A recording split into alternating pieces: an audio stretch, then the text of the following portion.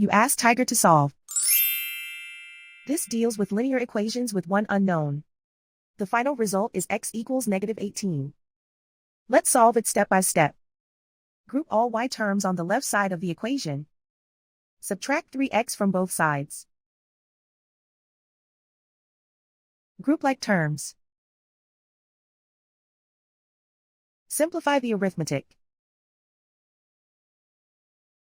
Group like terms.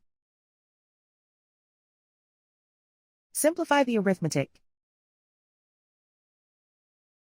Group all constants on the right side of the equation. Add 19 to both sides. Simplify the arithmetic.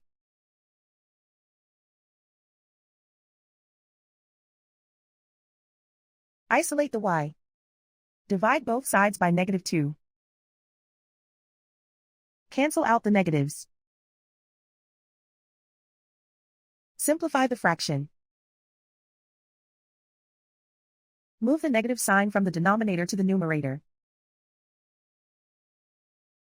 Find the greatest common factor of the numerator and denominator.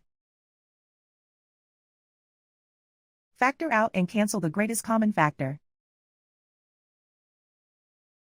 And so the final result is x equals -18.